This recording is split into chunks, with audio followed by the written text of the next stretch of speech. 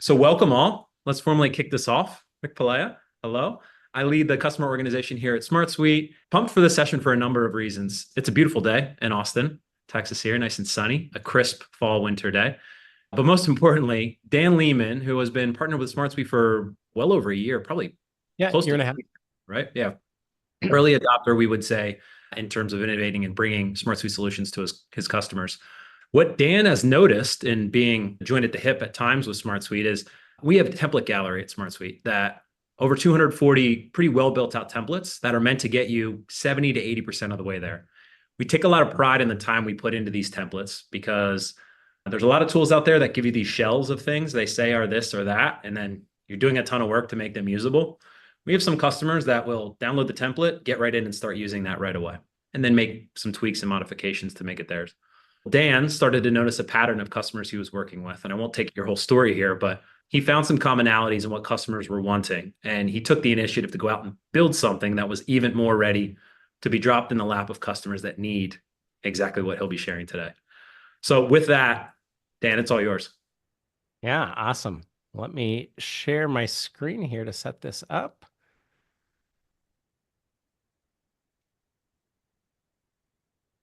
Dan, location, where are you calling in from today? Yeah, for me, I am in Fargo, North Dakota, and our team is all scattered throughout the United States. We're remote, and it's been fun getting to cling to that remote culture as a lot of companies go back into the office. We've got folks all over the US. My co-founders are in Colorado and Florida and scattered all throughout. Yeah, really appreciate getting to take the time and talk to all of you today. As Rick mentioned, we've been partnered joint at the hip with SmartSuite now for a year and a half, 2 years. And as we've been getting into the space, we've been working on a lot of different client projects. We hit over 250 client projects that we've been doing in kind of the broad automation space across all sorts of different industries. We're pretty horizontally distributed. And we use a lot of the tech stack. You're probably familiar with SmartSuite being one of them. We work with other no-code tools as well. And then we work with some kind of more technical low-code tools for clients who have some other needs. They need some custom developed applications as well. And for automation helpers, what we really focus on is the business process side. We make sure that all the consultants that we bring on our team really have that broad business process background. So we've got some people who were COOs at previous companies that now love working with SmartSuite and other tools in the no-code space. And so that's been a big focus for us. And then the other thing that's interesting that Rick brings up, we've really focused and honed in on the integration side of things because SmartSuite is an amazing tool by itself. But I always tell people that you're just getting the tip of the iceberg if you're just using SmartSuite in isolation by itself. Once you actually connect it to all your other business applications that you're using in your business, that's where it almost starts to feel like magic, that you've got everything that's all flowing together. And I worked on a large number of tech projects. Our founders all come from enterprise tech background. We worked at Zoom and Sugar CRM and Under Armour. And so as we've been now coming to small and medium-sized businesses from where we were in the enterprise, we started to realize as we're doing these client projects, like Rick was alluding to, that there's a lot of commonalities that we see between things. And out of these projects that we've done, the things that we've really realized is that almost every project that we have has some element of CRM type functionality, customer relationship management. And there's something about project management. And it could be that our clients don't even use those words as they talk to us. They might just need to manage their existing clients. Maybe they're not doing an outbound sales kind of motion. Or for project management, maybe they're getting something ready for production or for delivery and don't even talk about it in a traditional project management sense. But if you think about it, every company's got something to sell and they've got something to deliver. And so as a services company, we're always happy to do custom projects, and you come in with a whole bunch of different requirements and we build it out to spec for you. But what we started to see, it just started to feel silly after a while where we were building the same kind of client portals. We were building the same types of project management and templating that happened behind the scenes. And so you can see a number of these processes, and we really focus again on that process side of it, where things like managing contacts, doing data enrichment, automating your contracts, automating your invoice, all of these are themes that we would see time and time again. And so we started to think, what if there's a better way rather than saying everything is this big custom project? And custom projects, like in the world of SmartSuite, take 4 to 8 weeks usually, as opposed to you're building on Microsoft Dynamics or Salesforce or Oracle. Those projects take months to years to be able to implement. SmartSuite, we're able to get going so much faster already.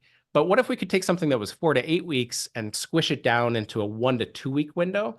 And that's what we're going to be talking about today. So for some of you, you're going to find this directly applicable and you're like, wow, I want an automation system and hey, let's do this. For the rest of you, I just hope you can get inspiration from this of thinking, cool, I might be looking at using SmartSuite or I am using SmartSuite today, but what if I started to integrate this with my various business systems? And so I hope you get a little bit of inspiration today out of what this can look like as your future as you continue to evolve with SmartSuite as a platform.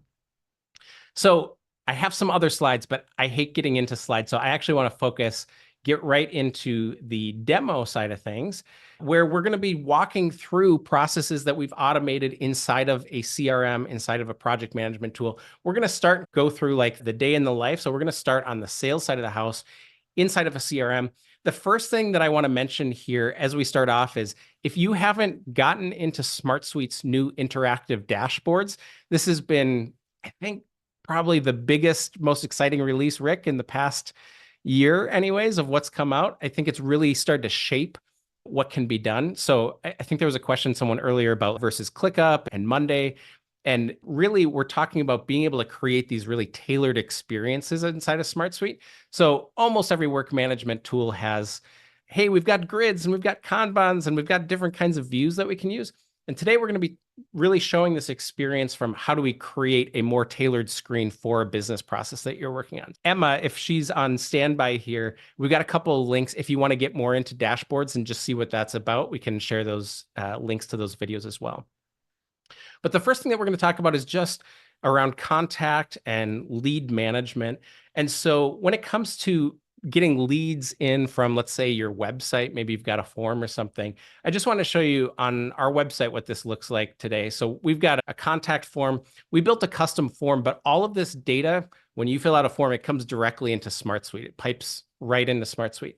And so what we found when we're working with different clients is that sometimes they're not doing enough duplicate detection on the back end when something comes in. So what if someone contacts you multiple times? Is that creating multiple contact records and now you have duplicates in there? Or what if Rick contacted us, but also John contacted us from SmartSuite? Now do we have multiple accounts that are showing up? And so a lot of times when we come into an existing project, we find that the database is dirty. And so you're doing duplicate entry and duplicate details, and it's harder to manage. And so one of the first automations that we've created is to do duplicate detection, but actually check against multiple variables, things like looking at the email domain that they're coming from. And so just to show you an example, we can do that both on the back end, but one of the things that we found helpful for clients is that we have a little contact picker on the front end too. So if we were looking for someone in the system and we wanted to pull open their information, we can quickly check to see, oh yeah, Cole's already a contact. If I'm going to manually create a contact, I already know that he's here. And this is so much different than if I have to do a contact and I have to manually key in and search here, and then I have to go into accounts and find them there. Instead, we can have just one unified way to be able to find that information. But the other thing is going to be on the back end. So when we create a new contact, is it going to check and determine that for us what needs to be done? So just to show you an example here, I'm going to put in Rick. And you're a lucky guy today. So we'll put in a SmartSuite for your organization and then put in your email here. And so we're going to create that contact and account. And I'm going to hop over here just into my contacts, actually. I'm going to scroll down so maybe you can see this in real time as it's happening. So we already have a SmartSuite account for John, who's already in the system. And you can see it creates now a contact for Rick, but it didn't create a new account because we already have SmartSuite as an account. But here's the even cooler thing that took place. And maybe you saw this kind of flash on the screen here. When we created a contact for Rick, you saw we just put in his name and his email address. And now take a look at the contact record here. We're able to enrich all this data. This is coming from Rick's LinkedIn profile. So now we're populating that with the notes of everything from LinkedIn. We've got his title as CRO. We've got his location down in sunny Austin, which is hopefully a little bit warmer than here in Fargo, North Dakota today. We've got his LinkedIn profile. All of this is automatically enriched. And so you can start to think of just this as the automation. We want to put in as little information in the system, have the system take care of that for us. So we're using LinkedIn as a tool for enrichment. Of course, there's many different data sources that we can work with. Some of you might have heard of clay.com, which is great if you want to do enrichment through that as well. So Rick, now we've got you in the system. We're going to start marketing to you. We can handle all of that. Rick, I'm going to leave it up to you. I see sometimes some questions and stuff flashing up. Feel free to interject if you want, or we can wait until certain points, or it's up to you. Yeah, I'll jump in and flow when it makes sense to a pertinent point here. I will say though, so questions, we got a lively chat here and I love it. Let's keep the questions in the Q&A if possible, folks down at the bottom there in the Q&A, and we'll make sure we get to everybody throughout the session. Awesome. Cool. We created this contact for Rick, or he's a lead that comes from a website. I wouldn't have to manually create that. That could come in from some other data source. And so now we've got a screen where we want to be able to manage our different inbound leads. So as an organization for services, we do mostly inbound. We create YouTube content and whatnot, and people come and talk to us. So this looks similar to what we use for our lead management screen. One thing I want to show you here is, let's say there's this company automation system. One of the things that we do is we do a lot of activity tracking and activity projects. So in this automation system that we've built out the table so that it can handle any different kinds of activities that you have coming in, we've actually built a separate product to help people sync Gmail automatically in and do a lot of the logic behind it. That's not actually part of this automation system today, but you can see we work with a number of different clients who say, hey, I want to have my Ring Central and have all my phone calls automatically logged for me, or I want to have email come in, or some people have text messaging. And so I think it's always helpful to have some sort of activities table. Yes, Communication Center is awesome in SmartSuite, but it's still not quite fully robust if you have like different kinds of communication methods. So that's always something that we include in here. Great call out. Dan, if I could ask, people are enjoying the meal so far and they're asking about the sauce. The way that you got the information from LinkedIn into SmartSuite, what tool did you use for enrichment? Was that Make, Zapier? What did you use there?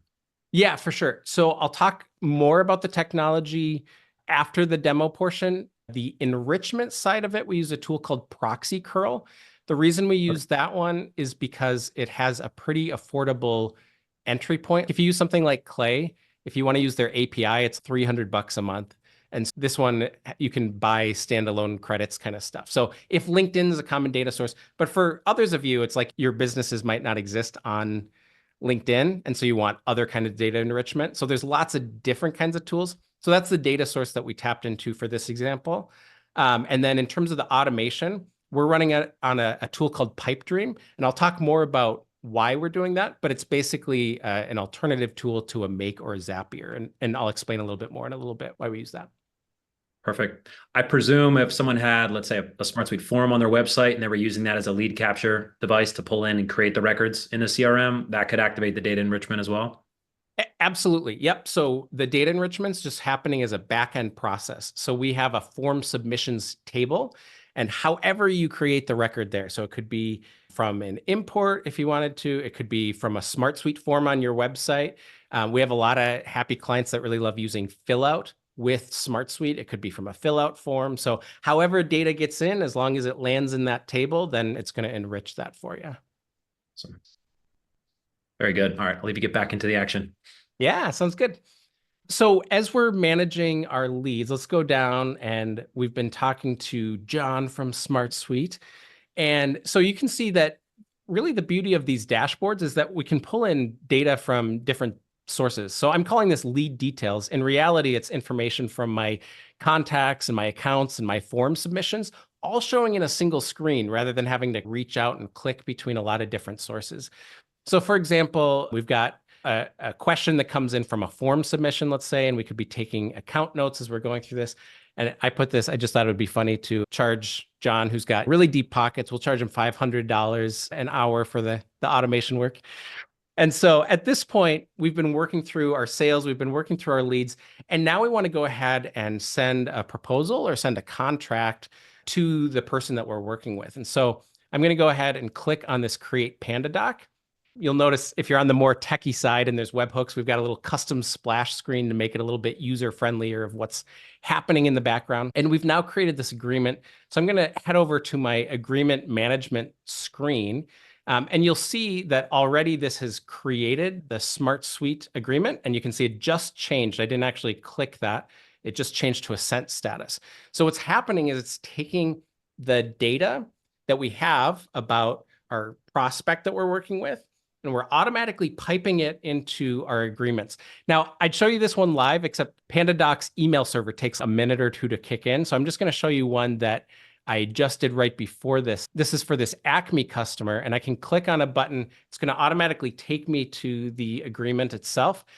Just so you know what the flow would be, once it sends it, it's going to send it to me as the signer in the company. I'm going to sign off on it, automatically sends it to the prospect. They put in their information, they sign off on it, and then it's going to update everything back. So what happens is inside of PandaDoc, and if you're not familiar with PandaDoc, it's like DocuSign or HelloSign. There's a number of different tools that have similar functionality. And we're able to capture custom fields inside of here. So one of the things that we might want to do is capture, let's say, the address. And at this point in our sales conversation, we're not asking them their address information. That doesn't really make sense. But they're able to put that into our legally binding agreement. They enter that information. You'll notice that we piped in data like an hourly rate and things like that. And so what happens is once they sign that, we're actually round tripping all of that data back into SmartSuite. And so here you can see that this has been signed. Once all parties sign, it automatically marks it as signed. Once they've completed it, it timestamps when it was completed. And I don't know about you, but at a certain point of our organization, we had PandaDoc. We also used to use DocuSign, and we'd have, okay, remember to download the contract. And so we'd have to download the PDF, and it would sit in a folder over here, and it would just hang out. Now you can really use this so you can have an organizational system behind all of your agreements, that all of your agreement data is going to be housed in SmartSuite, and it's linked to what you have in that contract management system. And then the other cool part is that if we click, let's say, onto the account record for Acme, what it's doing is the address information. Those were all custom fields in the agreement. It's updating all of that address information. Just as an example, you could have other custom fields that you want too, but it's updating all of that back inside of SmartSuite. And this is huge because, again, how often either you'd have to have a human process or it's just going into a black hole where they're signing the agreement, they're putting their address, but now you're not actually getting that information updated back. So this is an automated process that says, hey, we're taking anything from the agreement and we're loading it back into the system. But not only that, I feel like a used car salesman. Not only that, there's more. But the really cool part is that oftentimes, if you're using an invoicing system or an ERP, maybe you're using NetSuite, or in this case, we're talking about QuickBooks as the finance system, you always have to have a customer master record that sits in there. And what happens too often of the time that we see is that people are creating customer and account records, they're tracking sales and project data in SmartSuite. And then they have to create a customer record over here, and they've got their signature contract information over there, and it doesn't talk to each other. So what we do is once it's signed, it automatically changes the status of the account to a customer, and then it creates the customer record inside of QuickBooks. So now that's just an automated process. I don't have to go and manually set them up as a customer. We keep that fully integrated with SmartSuite. And I'm going to show you when we get into the invoicing part, then how you can see all that customer master information. So because of that, we're essentially using SmartSuite as our source of truth behind it. This is like our core base of operations, and every other system becomes ancillary. SmartSuite at the center, and we've got all of our agreements, all of our invoicing and things like that. So this is like an overview of us walking through kind of the sales process side of it. I want to hop into the services side. And I think this is why it probably resonates with a lot of people who are doing service-based businesses, what we've built with CRM and project management. But again, even if you don't have traditional project management, I think there's a lot that can be done from a delivery aspect here. So we have a couple of options. When we have a customer created, we might want to say, let's automate and automatically generate a project for them.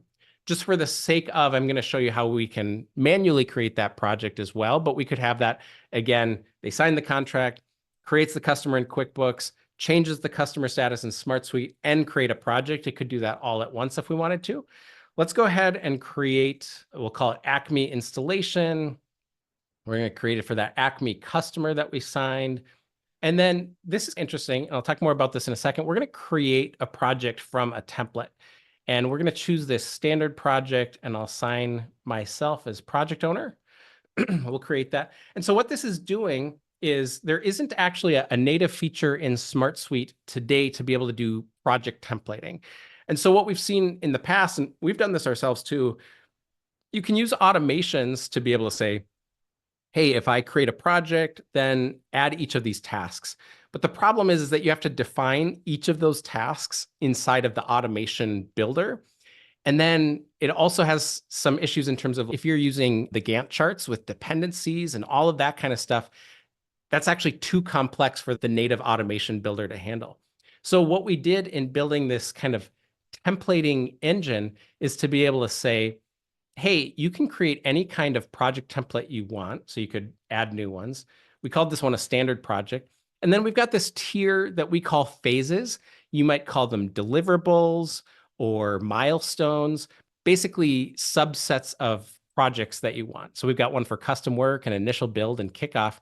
And you notice as I click on those that we have task templates underneath that. So you can define all of the different tasks that you want to be able to say, oh, we have an enterprise project, we have an integration project, we have whatever kinds of projects, it's going to create all those tasks. And the really cool part is that if you're using dependencies, if you add custom fields of information that aren't included out of the box inside of SmartSuite, it's going to take all of that and honor it. So as it creates a new project for you with the dependencies you have, now it's going to have the dependencies to the new tasks that were just created. You can't really do that with out-of-the-box logic as part of this. So we've got all of these different tasks that we've assigned. And some of you, just so you know, if you're wondering, why is Dan hitting the refresh button on the screen here sometimes? The reason I'm doing this is because SmartSuite dashboards are awesome. I think Artem said we're like a day or two away from them being kind of auto-updating or what we call reactive on the screen. So that should be updated in a day or two here. But now we've got this Acme installation project that we created here. And if you notice we're on this Generate Invoices tab. And so it's created all of our phases that we saw in the templates. And underneath that, it's created all of the tasks that we have. So we walked through that automation. But the reason it's showing up here in Generate Invoices is because there's an amount to invoice. So we're not looking at all of our projects. This is now an administrative process. Essentially, if we have stuff to invoice, now we see it. It shows up in our list of things to invoice. Now, before we get into that, I'm focusing a lot on like kind of the administrative business owner type experience. But I also want to talk about like the individual contributor side of it. So when we template those projects, we have another area for my work. And so essentially we're showing whichever dashboards are relevant. SmartSuite's really great at permissions. So we can say, hey, only show the my work area, only show tasks that are assigned to me. SmartSuite's got all of that baked in. So whereas an individual contributor wouldn't see this command center, they'd be able to see this my work area. And not to confuse it with SmartSuite's actual my work, which we have up at the top, which manages tasks as well. But here we've got this dashboard where now I, as an individual contributor, can see the projects that I'm working on. We can see the budgets that we're running against. So if we had budget estimates and now we're comparing it to the actuals, as people are doing time entry, it's rolling up all the time entry so we can see how are we performing against budget. And we can see all of the different kickoffs and things that we have on our calendar. And then we also use SmartSuite for all of the time tracking features. So one of the cool parts is you don't have to use like a harvest or another outside program. It's pretty nice to be able to log time directly against tasks. We've got our time log here where we can enter all that information in on the tasks that we're working on. And it's going to total this up and manage that whole process for us so that back when we're in the command center side of things, and we're working on generating those invoices, now we've got that information to say, okay, these tasks have been completed. So it's looking at what tasks have been completed, how many hours are assigned against them. And we can look down here, if we're looking at a specific phase, let me pull up this initial build one, that we have, in this case, there were 3 tasks that were being worked on by various team members: prototype development, design approval, and marketing plan. And these have been marked completed. So essentially they're saying we're ready to invoice these for the customer. That's why it's showing up here. And one of the things that you'll notice is that we have different bill rates attached to this. And the reason we can do this is because we created a resources table. And on the resources table, we have different resource bill rates. So at a high level, there's different ways to be able to invoice this. And I apologize. For some of you, I'm getting like totally in the weeds here. And for those of you who run services companies, you're like, yeah, tell me more. So I apologize. We're getting like a little bit down the service direction. But one of the interesting parts is, so when we signed that agreement with Acme and they agreed to $200 an hour, at a high level, we can say anything billed to Acme then is at that $200 an hour rate. Or you could do fixed billing. You could say, hey, this phase or this project is going to cost $5,000, and you could invoice it that way. This is the most like technically complicated one, and we're trying to make this really easy, which is to say you might have different resources operating at different rates. So for example, if you're doing technical services, maybe you bill out an architect at $250 an hour, and you bill out a junior resource at $75 an hour. And so if they're each logging time against things, then you're going to end up with these different resource rates and the different billable rates as part of it. So I show this just so that you can start to think, oh, this can actually handle the complexities of a modern services company that needs to be able to bill and invoice their customers in different ways. And so these were done by 2 different people. They've got 2 different bill rates. The other thing here that you see is that as we're going to invoice this, that it has a product or service listed. I think I've got this as a hidden table, but I just want to show you. We've got these items. This is automatically integrated and pulling in all of your service and product line items from QuickBooks. So when you're invoicing people, you might say, hey, I'm going to bill you for installation services. I'm going to bill you for maintenance. And you've got different line items that you're charging them. And this automatically comes in from QuickBooks to be able to handle that. Then as we set up, sorry, you got to go to the command center. Then as I'm in the command center, when we invoice them, that's already set up. We've got all the core data that we need to be able to do an invoice. So let's go ahead and generate an invoice. We're saying, yep, this is good to go. We'll generate it. We get our little splash screen that comes up here. And then when I review the invoice process, again, I'm going to do a quick refresh here. Then now this invoice has come into the review stage. So when we click the button the first time, this is creating the invoice inside of SmartSuite. And this is something I'd love to hear from some of you who this might be resonating with. With the customers that we already have using this, they said, we want to review the invoices in SmartSuite before we're actually sending it to the customer, before we're sending it out to QuickBooks. Now, from a technical perspective, you could click the button once and say, yep, send it to QuickBooks, send it to the customer, we're good to go. But the process that we heard most from people was we want to be able to have a review process here inside of SmartSuite. So now what we do is we can review the invoice that we generated. We can see the information about the customer over here. And then it's created these invoice lines. Again, this is a little bit in the weeds here, but when it comes to invoice lines, notice how there's 2 invoice lines. There's not 3. We had 3 tasks. What if you had 20 tasks that your team is working on internally? That doesn't necessarily mean that you want to have this huge itemized invoice that you're sending to the customer of 20 different tasks. Moreover, that's probably for your own internal stuff. And then you want to summarize and aggregate it and give it to the customer. So what this has done is it recognized that there were 2 different bill rates and you could have multiple products or services. And because of that, it's aggregated it. So I think we had a task for 10 hours and a task for 2 hours. And that's how it aggregated that to 12 hours and then one line item for 5 hours.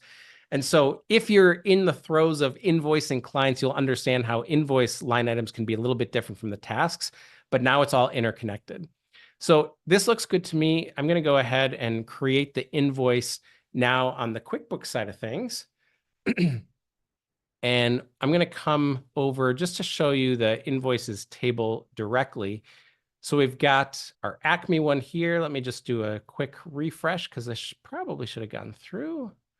There we go. And you can see that this status has now updated to sent. So not only are we sending it to QuickBooks, but we're auto sending it to the customer. So you don't have to go into QuickBooks to actually send that invoice. You just say, hey, send it to QuickBooks.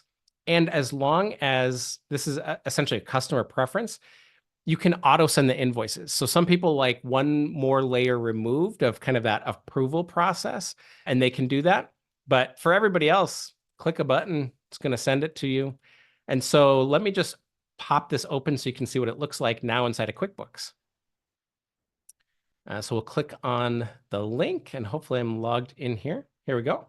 So this is what actually happened in the background in QuickBooks. It's got our customer. And if you remember when we signed our agreement at the beginning, all of that I talked about the customer master record being created, that customer, it's got the email, it's got their billing address, which came from the agreement as well. We can have our default terms for that client that we're signing. It's going to handle the invoicing dates and all of that. And then all of our line items that we just had, that's going to come through. And this has already been sent to the customer. Now, let's say that they're paying, they've got a link in the email to be able to pay, or you're collecting payment yourself. Let's just simulate that for a second. We'll do review payment. And then here we're going to take that payment. If I come back now into SmartSuite, should take just a second and we'll refresh it here. Here's what's really awesome. It actually takes the statuses of your invoices and updates it back that this invoice has been paid, which means QuickBooks is a pretty limiting platform. Like it's got some automation stuff there and you can do some reporting. But now imagine all the value you get from SmartSuite and its reporting capabilities. You could have an aging dashboard where you want to show, hey, based on the invoice date and the terms, how many invoices do we have yet to go and all that kind of stuff, because it's being fully integrated and kept essentially in touch with what's happening here. So this has been my walkthrough of what we've built of CRM to project management. And I know I went through it quickly, but what's really cool is a lot of these processes are saving a ton of time as companies are trying to do this. I think we were spending about 10 hours a week on invoicing because we'd have 40 in-flight projects and we've got different payment terms and all that kind of stuff. Let me hop back over to the slide deck for a second, just so we can recap on the tech and some of those pieces. Great question before about what are we using as the technology behind this? Obviously, SmartSuite is absolutely central to this whole thing. The whole thing's built on SmartSuite. But the other piece that we're using is that PipeDream tool. Now, a lot of you are most familiar with Make and Zapier. They're the biggest players in the space. And we do a ton of client projects on Make and Zapier and N8N and essentially whatever client preference is. The unique part about PipeDream, so people who love Make, they say, oh, it's so much cheaper than Zapier. But I don't know if you realize this, PipeDream, they don't charge you per task or operation like Make and Zapier do. They're charging you based on 30-second increments of runtime for that automation. So what that means is you could have a Make automation that was iterating on something like 1,000 line items, and that could take you only 30 seconds of runtime in PipeDream. And so what we found is this is by far the most cost-effective way is by running it on PipeDream. And so that's why we decided to do that. So if you decide you want to go with this automation system, you need to use PipeDream with it, but that doesn't conflict with if you have other things set up in Zapier or Make. They can still work in conjunction with one another. The other thing in terms of the tech that we talked about, we know that there's people on the call who are like, dude, this is awesome. This is everything I need, but I use Xero for my invoicing, or I use DocuSign instead of PandaDoc for my contracts. And this is fully what we anticipated. We decided we'd go with kind of the tools that we thought were the best fit for the job, and that we can say, hey, PandaDoc's got a really nice API and it's much more affordable than DocuSign. But we fully expect that some people are going to say, hey, can we sub this in? And those are things that we can do as like a small custom add-on that we can add to it. And then for the next 5 people who come in and say, oh, we need 0 as well, then we've got it baked out. So we're definitely happy to sub in different pieces of this. So just in terms of how we've seen this, in terms of the results of the people already using it, in terms of time to value, again, we can get this deployed for customers in 1 to 2 weeks because we're pushing it in your system. We've got the code that we're pushing in to manage that. So that can be a much faster process. Huge part is on the return on investment. What we've been seeing is that just on the business owner administrative side, it can probably save you, if you're a similar sized business, probably save you about 25 hours a week. And so if you take that over the course of a year, you value your time at $150 an hour, we're seeing a 12x ROI just on the administrative side of it. If you have a huge team, they're going to get the time savings too, just by using SmartSuite and the capabilities there. And then the other part of this is just that we're always going to continue to do custom projects for our clients, and we love that kind of work. But we can save about 60% of the cost by implementing this automation system and then making tweaks to it as opposed to doing everything from scratch at the beginning. Just to talk about what this looks like, if you want the automation system deployed for you, it's just going to be a $5,000 one-time payment. We started down this path of where we're going to offer it as like a SaaS service per user per month. And the feedback we heard is we just want a reasonable cost that we can very quickly deploy. It's a one-time payment. We don't have to have an ongoing relationship. We just get it set up for you. So we want to make that as easy as possible. That's going to come with the SmartSuite setup, the pipe dream setup for you. We turn that around in 1 to 2 weeks. And then we're also going to do 3 hours of live training for it on the CRM side, on the project management side, and then an admin session as well. And then just to help frame this, because it's not from a purely productized sense of it, we know that people are going to want to tweak certain business processes. So we have a client, for example, that said, hey, we love the way that you do agreements, but we don't have these quick sales cycles. We're a multinational corporation. And so we need to sell into multiple layers of the business. And so they wanted to be able to have agreements that they could do MSAs at the top parent company level and then sell individual contracts down in child companies. So I'm just giving that as an example of a customization that we did to it. Or again, another area for customization would be you want a different integration source. Then we can just talk about what that would look like on top of it. And as you're thinking about it, just think it's probably something you still want to tailor and customize a little bit. But if you've got the chops in-house to be able to do it, you just have to pay for that upfront piece. You don't have to work with us on additional pieces. You could do it yourself because you get access to that code base. So with all that being said, I think, oh my goodness. I did not put the slide deck together, so I'm going to thank... Kudos to whoever did it. I love that. I think that was my co-founder, Eli. Thanks for that, Eli. But anyways, I've got a link if Emma or Rick wants to share that out, just on my calendar. If you want to have a conversation about it, even if you're not sure where you're at in the process, we want to be learning as much from our prospective customers and our clients as we can. So I'd love to hear more. And then for those of you down the road, you're like, okay, I'm not fully a service-based business. What we're planning on doing is we're treating this automation system like a series of Lego bricks. We want to build applicant tracking systems. We want to build inventory management so that any of these common use cases that people come to us for SmartSuite, that we've got like a blueprint or a template that we can start with right away and make that process a lot easier for you. Yeah, I'd say that's one of the exciting things, Dan. Kudos to all this and what you've put together. I know this has quietly been hundreds of hours plus in the making. And the fact that you're building it in such a modular way is in line with the way that our customers are using and growing with SmartSuite. The whole benefit of paying on the license model is as many solutions as you'd like. So you get started with Dan, you get a couple of these in place. Every business in the world needs a CRM and a project management tool for sure. We just happen to be able to handle both of them quite well together, as evidence there. I love it. I love it. And Dan, naturally, we're seeing a lot of questions coming up about your take on different tech and tools and comparisons, and I will serve those up in a moment. I get it, folks. Don't know if you know this, but Dan's kind of a big deal. 18,000, almost closing in on 20,000 followers on YouTube. If you haven't checked out his content, it is as good as it gets for sure. So please go and have a look. I think we can, Emma, if you can plug that there in the chat. Hopefully we get another bundle. I bet everybody here is already following you anyway, but good stuff there. So we will talk tools in a moment. If we could pause and get back into some of the specific build elements of this package. I see some questions here. For example, Matt, nice to see you.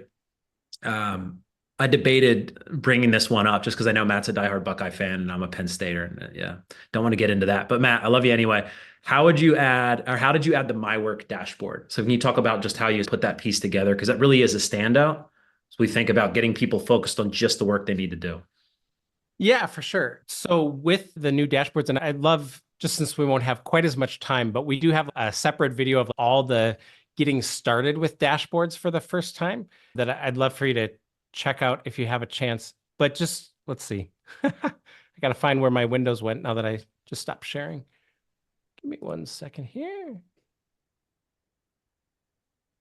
Yeah, so the My Work dashboard, and just to make sure I'm understanding the question correctly, because there is the SmartSuite My Work area, which is all the tasks that I have to do. And just to specify, SmartSuite's going to come out with the ability to embed this within a dashboard. So that functionality will be coming in a little bit here. But in terms of, yeah, the My Work specifically part, a number of the cool things that we can do are with the filters that are already ingrained within dashboards. And I think that's one of the most powerful features, is to be able to segment certain pieces of this. So for example, when we're looking at the work and we're putting in a filter, something as simple as saying the owner is the currently logged in person into the system. So I'm just viewing my things that I'm working on. Or we could add additional filters. We could say, the owner is the current user and the task is not yet complete, or maybe we want to prioritize it by things that are overdue or by a certain status. So what we really try to do is contextualize dashboards as much as possible to be able to show the relevant things. And that, I think, has been like the biggest piece with dashboards. Is before, when we had views, it was fine and you could still like create subsets of views and filter it. But now, I'd say for most of the projects that we work on, we have like, here's my one dashboard I go to where I do everything. And then I've got all these tabs across where I can say, here's my projects, here's my time entry, here's my team members, here's my FAQ on how to get started. So sorry, I'm probably getting too much into like dashboard hype just because I'm really excited about it, but I hope that answers the premise of the question. I think it does. Yeah. And it's a critical call out. I say this, I don't know how many times I've said this on calls and in webinars, but a technology is only as good as it's adopted. How many times have we all been through at organizations where we've brought a new tool on and it fails because people can't get around it? That's typically because it's noisy, it's cumbersome to learn. The fact that you can keep your people focused, you think about your different stakeholders within a business. If you can keep stakeholder A focused exactly where they need to be to just do the thing they need to do, it's exactly what Dan's built here and centralized in this My Work section. We don't need people to learn the ins and outs of every component of SmartSuite. We need them to do the work in this case, and you've landed them at a perfect place to do so. Absolutely love that one. Sue, question here about, I think this is an important one. I can say confidently as a sales leader, the most important thing to be tracking is where are your people spending their time? And the number one thing that any salesperson doesn't like doing is logging where they're spending their time. So being able to pull in all of those activities, emails, and whatnot into one place, the more automation, the more you allow your salespeople to spend time prospecting with customers, et cetera. So Sue's questions around the linking of phone activities, emails, things like that in the activity center that you had. If you could just pull that up again and just talk about other things that you could be pulling into that. Because I know this, you're just scratching the surface on what you're able to centralize. Yeah, for sure. So I put that in the CRM one. Yep. And so just to be clear, because those needs are so diverse, we didn't include that directly in the automation system. We've got the table there, but not all the automations for it. But I'll give you some examples of the things that we're pulling in. So on our lead management. Yeah. So a huge common need is around email. And so that's probably the number one thing that we get requested to pull in is I want to pipe in all my emails. The reason especially is because people want to have a centralized point. So I think to your example, Sue, what you're talking about, if you're a sales leader, you want to be able to, you're not necessarily accessing the email inbox of a sales rep. You want to be able to see every like inbound, outbound communication back and forth. So that's why email is a huge one, is to essentially have a shared view where you can see every touch point. Then if you email as an executive, it logs your email as well. Everything's got that singular touch point. Ring Central has been another one that we've done a couple times. Obviously, there's a number of different phone systems as long as there's an API. So we were working with a real estate firm, and they were doing commercial transactions, and they do pretty much everything over the phone. And so they wanted to make sure every single that phone call gets logged. They weren't doing call transcription. You could do call transcription, but they would have the call automatically logged, and then they would want their rep to follow up with notes.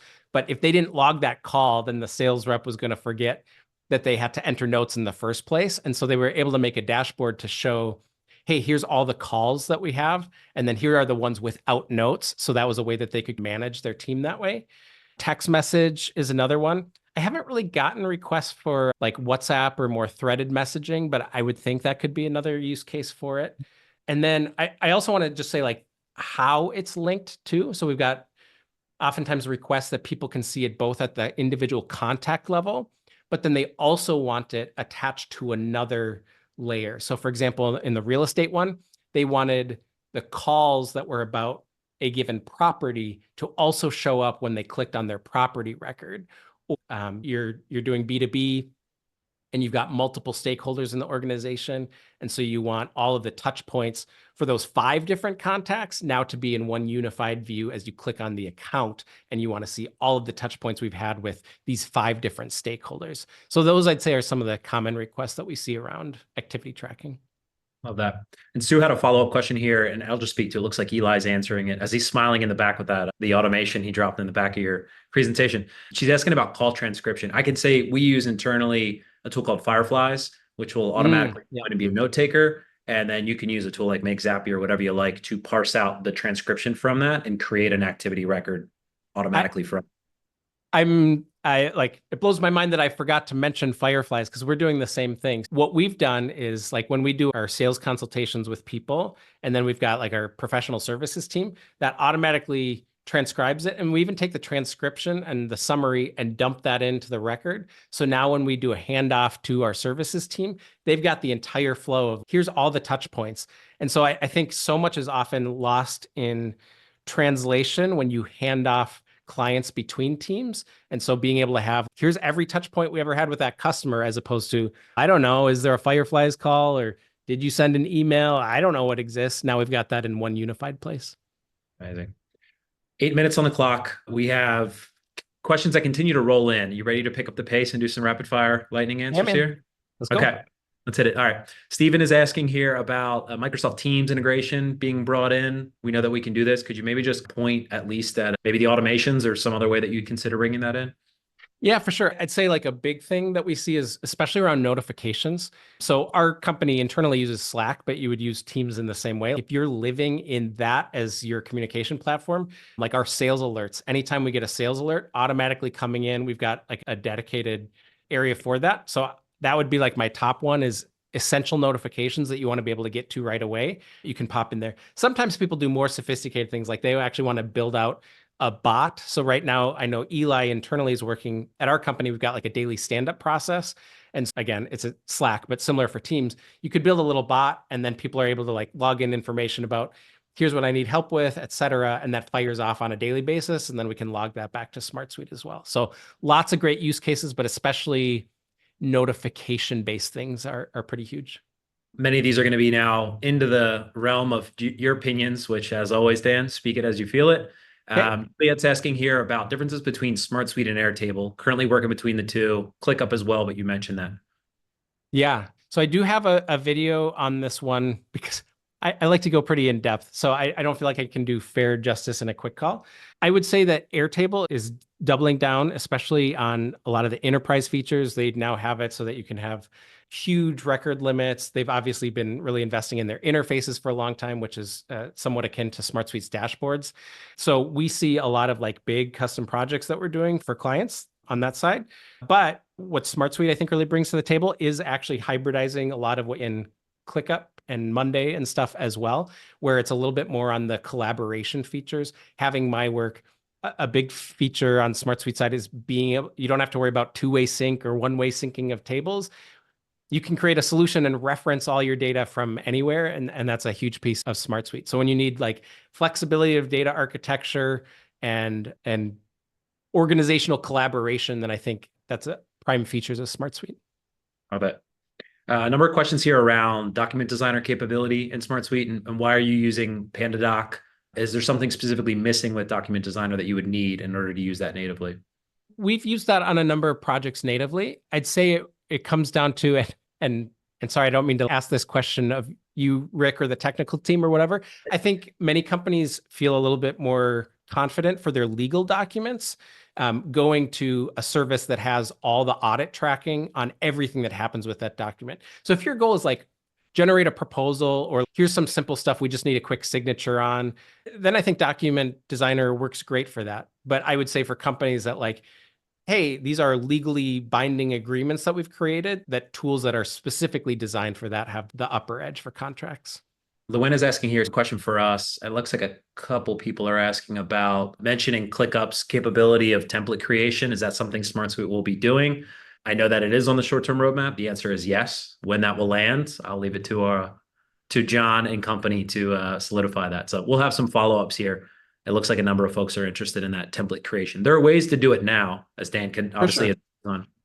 Yeah. And we've tried every path that's possible. We've done it natively within automations, and I talked about a couple of the blockers. But if yours are pretty simple, like if you're not using dependencies and you only have 5 tasks for a thing, so you're not like doing this huge list in the automation of 20 different tasks that you're working on, no reason you can't use automations. But for example, in what we're doing, we're using the bulk update feature, which you can update 25 records at a time. If you're doing these manually one-off things in automations, the performance is going to take a hit too.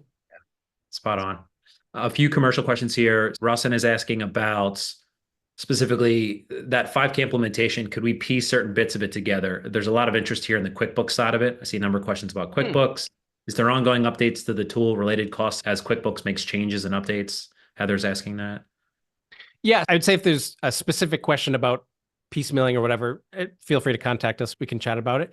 In terms of, so the updates to stuff, with the current model that we went with, it's basically, here's where the code is at, and we're giving you full access to that. If an update's made along the way, it's not it's not a SaaS offering. So we're not managing all the changes to it. In the future, we might provide an offering that's either a maintenance thing or it's a SaaS-based thing so that you constantly get support and whatever. I'd say something like QuickBooks API doesn't change too often, so I'm not like concerned about all those things, but we can certainly talk about if there's a need for ongoing support and things like that. But in general, we're helping you get set up so we can keep those costs pretty low for you by setting it up that one time. Nice. And just advocating for the value here, folks. Like I know for a fact this has taken hundreds of hours to do. This would take a normal consultant hundreds of hours to do. And we're seeing average consulting rates in the 250 an hour plus range. So think about it that way. You're getting something that could easily cost 25K to custom develop, airdropped in, and then you can pay a very reasonable price to get that customized on top. I can't say enough about the absolutely. We tracked this would have been a multi-100-hour project. And if someone came to us and had built this custom, it would have cost 25K to be able to do. So we're really trying to shrink the cost down as much as feasible for that. How are we for time? Do you have a hard stop here at the top of the hour? No, I can keep going. Okay. All right. We have 12 and possibly growing, but we'll see where we go. Question here in the CRM. Any best practices? This is from Barry. Thanks for joining as always, Barry. Please share best practices where you put customer meeting notes for contacts and accounts. Do you have any contact and account summary reporting, weekly, monthly, things like that? Yeah. So I think it comes down to the complexity of the use case. So such a consultant answer. I'm sorry about that. I would say if you want to do reporting on it, is alluded to in this, then I think I would use the activities table that we talked about where you can still use a smart doc in it, but you could say, here's a note that I'm logging for this date, and here's a customer note for it. So I would actually use what we constructed, or you could construct similarly an activities table for it if you want to manage like a sequence of notes or a weekly check-in or something like that, then I would have it as its own table.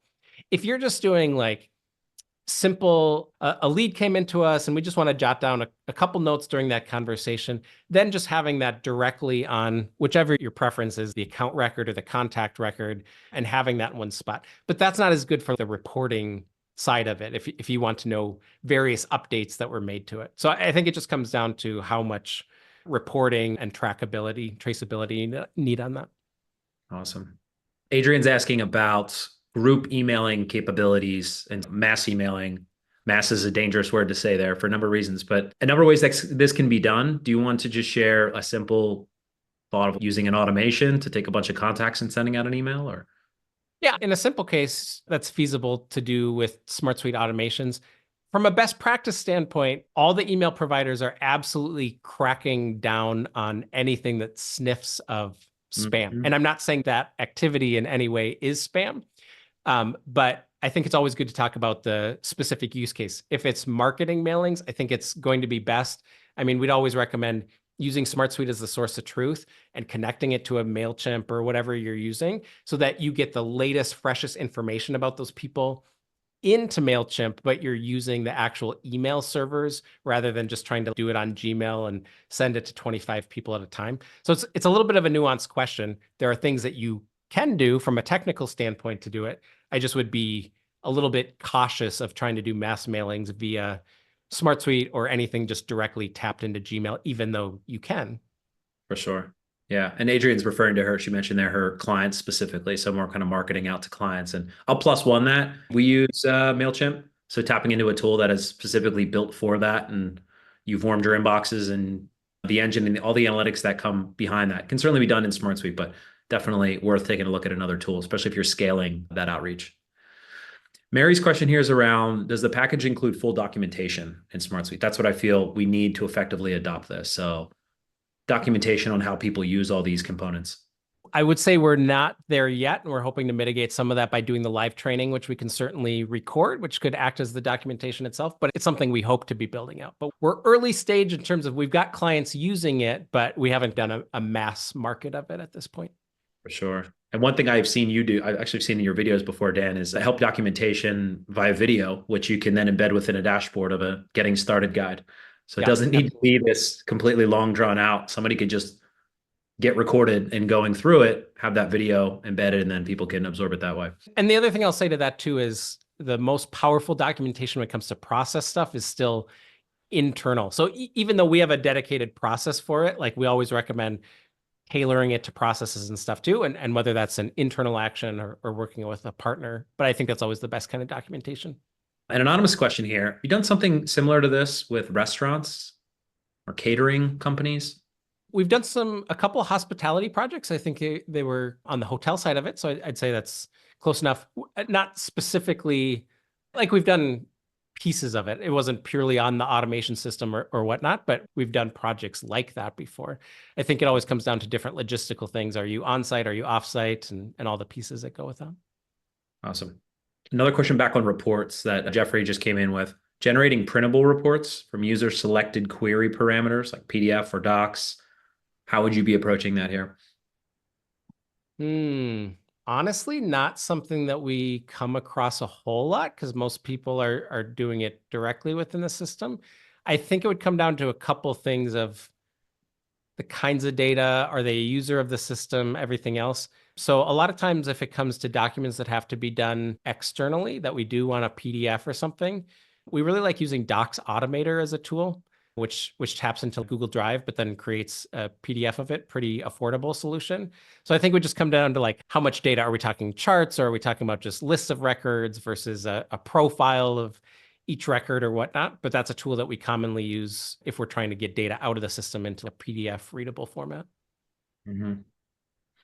Yeah, and you do have the ability to, I think, share dashboards, which is something that is a relatively newer addition. But if you could just show where that button's at, Dan. So this would be for people that are not in SmartSuite per se, but they need that, call it reporting based on the information that you're sharing in the dashboard. It's as simple as a click and a share, can be password protected, all that goodness. So there's some light. Exactly, which is why like most of the time we don't have a printing need, because this is cool. Because if you compare to a lot of enterprise platforms, they're like, you're either a user of the system or you're not seeing anything. And to be able to say, hey, we're gonna at least slap a password on there and then make it shareable is useful for many use cases. Totally. Yeah. Will's asking about, as you make changes to your templates, how do you plan to update your client's SmartSuite instances? Yeah, that's a good question. It still comes down to the current path that we have is like the code's always going to be available. If you want us to make changes, we can do it, or we can just hand it to you and you can make changes yourself. But this is I would say like we've come full circle in SaaS a little bit, right? Like everything used to be on premise and you'd pay for an upgrade package, whatever, and do it. We're going to be releasing new features that are going to be modular. So if you want a new integration, we can install it for you. If we're going to do the work, then you pay us for a couple hours of work to be able to install it for you. Or if you just want the code, we can give it to you as well. One of the things that we're really looking forward to, and what's stopped us from being able to make a managed service of this, is SmartSuite at some point is going to roll out the ability to have a managed solution. And that's what we're really looking forward to, is to be able to say, here's these fields that have to operate this way in order to function, and so that we can manage that, so we can actually deploy changes to it. So I'd love to give you a better answer. I think that's going to be dependent on if we get the ability to manage a solution from our end. Right now, essentially, we're saying we're pushing in a workspace, we're pushing in the automations that we have, and we're hooking it up for you. Barry's asking here about fill-out forms versus SmartSuite forms, and when would you lean on using a fill-out form over a SmartSuite form? Any qualifying decisions that you think about? Yeah, I love that SmartSuite is, I'll just be sincere, in almost all of our no-code projects, we use fill out extensively if there are forms that are being utilized. Things like pre-populating with URL parameters, things like data fetching to send in URL parameters and pull in information about a customer's account so they don't have to re-enter that. Being able to update records through a form. There's just like all of these use cases that come up time and time again. And so we lean on fill out, and especially because they're, oh, am I still here? I froze or something on the screen. You can still hear me? I can hear you. I can hear Okay. you. Yep. I guess it's just my face that's frozen in a weird facial expression. But yeah, just in terms of the typical use cases, we lean on them to handle some of those additional things that native forms can't do with work management platforms. Yeah. Okay. What else do we have here? Permissions has come up a few times. You spoke a little bit about permissions. Anything else you want to share? Like a specific one here is just how are you handling permissions in the resources table to prevent bleeding that knowledge into other departments or giving people access to info they shouldn't have? Yeah, great question. So a huge reason, and I should have mentioned this in the Airtable versus SmartSuite question too, the really granular level of permissions with SmartSuite is huge. So for data like that, we're protecting down at an individual field level as well to say that these are properties that only our executive team can see. And all of that, the permissions flow through to every aspect of SmartSuite, be it the API, be it showing information on dashboards. So if there's information that you are not allowed to see from a granular permissions, be it field level permissions, table level permissions, any of that, then you're not going to see that anywhere in the system. And I feel confident enough about that because we've been doing that with our own team and stuff too, and we don't have any issues that way. There's certain business data that you don't want exposure across your whole business. For sure. Yeah. And it's something we're only doubling down on. So the way that SmartSuite was architected, it comes from our founders come from a data security background, essentially in the governance, risk, and compliance space. So everything we do has that lens. It's meant to scale up. It's meant to be enterprise grade. And that doesn't mean that a single solopreneur or a small to medium-sized business should have to sacrifice on that. So those permissions are key. And Dan's very thoughtful about how we deploy them here in this solution. All right, let's grab a few others. Greg's asking about GHL. I think that's Go High Level and SmartSuite. Any experience connecting the two? Yeah, I think we've done a couple Go High Level projects. I can't remember if it was with SmartSuite. So Go High Level has going for it that it's everything all in one, trying to do a little bit of everything. And then SmartSuite is a really good configurable work management platform. I'd have to double check. I think it's more on our consultants that have worked with the APIs. I haven't touched them myself, but again, anything that's got an API, we can certainly use to write data into SmartSuite. Awesome. Adrian's asking about, I think I know the answer here, but feel free to elaborate. Are you recommending for more of your customers to be building in dashboards versus using traditional table features, grid views, of the like? Oh, yeah. There's a couple key features that I'm like silently begging John and Artem and the team for that I really want. And Rick, you probably feel the same way. Yep. But like even on first release, I would say we are going a dashboard first approach. Like I showed all these tables just so you could get some context and we could hop around because of the reactivity. But honestly, in most of our new implementations, we're showing like, here is the dashboard for you. Mm-hmm. That's what, and everything that you have is specifically this tailored experience, because the first generation of work management tools, it was great. You can configure it, you can do whatever else, but people would be clicking and they're like, what view do I click on? What table do I have to click on next to get the invoice, to see the account, to whatever? And it's just a night and day experience of saying, this is the business process you do during your day. Here's exactly where you need to go and be able to see that. Hmm. Yeah, Rawson's comment is because dashboards are fully interactive now. Yeah, drillable. You can do tons with it, and we'll keep innovating there. We're excited about it. Not to mention, you can let the creativity shine. I know that this is just a very core functional system here, but Dan, I'm sure you can put some nice flashes on this for customers to make it kind of brand centric or whatever they need, right? Yep, absolutely. Awesome. Let's grab maybe just a couple more as we're almost 15 minutes over. Sue's asking about, have you ever replaced QuickBooks with SmartSuite? That's what something that they're considering doing. I wouldn't really recommend that. If you're just looking to say, I want to generate an invoice and you want to do that using the document management feature and you want to track times against that, whatever, you can certainly create it as an invoicing system, but having it be like your finance system. And then if you need it for financial reporting and taxes and everything else, we've gotten that question a couple times, but it's similar to the mass email question is like, there are certain pieces of software designed for certain purposes. Just like SmartSuite can do some email functionality, I still wouldn't have it be your email mass marketing tool. And I wouldn't have it be your finance system either. But in terms of like your reporting on what you're doing financially, I think it can be great. And that's why we really try to integrate it. Yeah, I can appreciate that. John's asking here, this is something that we get this question quite a bit when people are building CRMs in SmartSuite. It's around trackability of emails. Are there any particular tools that you've plugged in well to be able to track? Let's say opens, views, reads, things like that. That's something that we're trying to work into that product that we're building on the side, but I'd say we're not like quite ready to that point. So there's like some APIs available if you're building a solution around it. But SmartSuite's not quite to that point yet either. So it's something we're noodling on a little bit. I'm not sure of just like an out of the box solution you can just like tap on. I think Gmail's got a couple of its own extensions. And so you could probably tap into that, but I'm not sure where they store that. If you say, oh, now I want to grab the percentage of click-throughs and display that in SmartSuite. So it's an interesting project. I'd have to do a little bit of research to think more about that. If you crack that nut, you let me know. Okay. I'll go on record as saying probably my number one thing. Of course, we use SmartSuite for SmartSuite and basically every workflow within our business.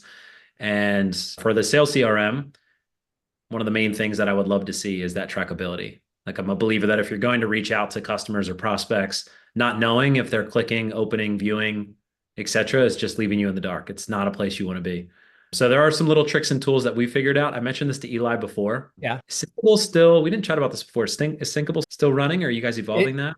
Yeah, it's still happening. We just have a few irons in the fire. So we've got clients that are running on it, but we haven't been mass marketing it yet. Okay. Is it worth a plug here? Yeah, I would say if you are using Gmail and you want your Gmail synced to SmartSuite and you want to be able to handle that business logic of knowing the right contact and the right account to sync it to and that kind of stuff, I think we're really good at that. We're not doing the open rates and stuff like that. And we also have plans for a UI element where you can view your SmartSuite contact inside of your email. Those are still in the works. But I would definitely say reach out, especially if you're doing Gmail. We're not yet on Outlook yet. Yeah. Okay. Rawson's mentioned a couple times here around, let's see, how are resource values managed when they change mid-project? In terms of the invoicing side of it, I think that would be a great way to extend it a little bit. We haven't as long as it's at the task level, I would say create a new task would be the thing. So if you're saying like, if someone is billing at $250 an hour, they pull off the project and then we put someone $200 an hour, I would create a new task for it. That would be the workaround for now. We could get a layer more complex and say, for this subset of what they've tracked, do it at this, whatever. But yeah, I guess it would be a little bit more technically complicated if I'm understanding that question correctly. Yeah. Yeah. I dropped in. Let me drop in again. Yep. John, you're looking at the right thing in Syncable there. Let me. Yep. And apologize. It's not like the world's most beautiful website. It's basically been our clients that have been needing it. And so we just threw a landing page out there for it. But essentially we've been using that with our clients who want to sync emails. Yeah, I'll say we're using it as well. It's a very functional tool and can only evolve from there. Rawson, I don't want to leave you hanging there. We might need to join you and Dan up and get a little chat going here because I know there are a lot of nuances in the way that you're considering this, I'm sure. You're saying the time value of the resource is a new value, but a contract is set. Probably a lot more to unpack with that one. So I don't think we can solve that here necessarily. All right. We're almost through it. Let's see. Communication Center. Yeah. All right. Last one, Barry, coming in at the wire. And this is just a tip. A less expensive financial system for small businesses is called FreshBooks. Familiar with FreshBooks? Mm-hmm. Yeah. Again, in terms of this specifically, what we talked about, we'd love to be integrating to other systems as well. We just got to do it when there's a client need, someone who comes in and says, we want to do FreshBooks instead, and then we can extend it. QuickBooks definitely had the highest demand for it. Brilliant. Okay.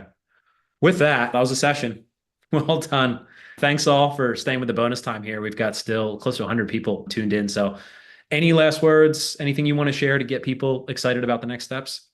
No, obviously, if this really resonated with you, we do have the actual automation system side of it. But for a number of you, you're just like getting your mind open to integrating with SmartSuite in general.